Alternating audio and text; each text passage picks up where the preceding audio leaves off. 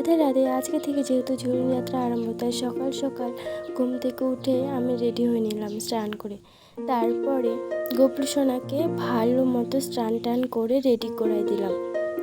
তোমরা বলো কেমন লাগছে, সবাই কমেন্ট করো।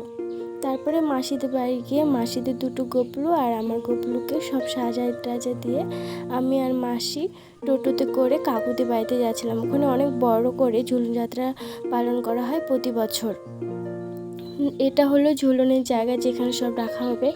প্রথমে ঠাকুরগুলোকে আরতি করে নেওয়া হচ্ছিল, তারপরে ঠাম্মা সব ঠাকুরগুলোকে ঝুলনে দোলনায় উঠায় দিচ্ছিল ভালো করে সাজে, যেহেতু অনেকগুলো ছিল আস্তে আস্তে সব সাজিয়ে দিচ্ছিল আর পুনে এনে দিচ্ছিল।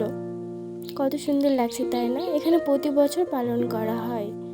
এখানে দুপুরে কীর্তন করছিল, রাতেও হয়, রাতে আরও মজা হয়, নাচ গান হয়। আমি সবাই মিলে নাচ গান হয়, ঠাম্মা দিদা দিদি সব। এই তো কতগুলো গোপলু সোনা। তারপরে একটু দোলনায় ঝুলাই দিলাম। রাধে রাধে।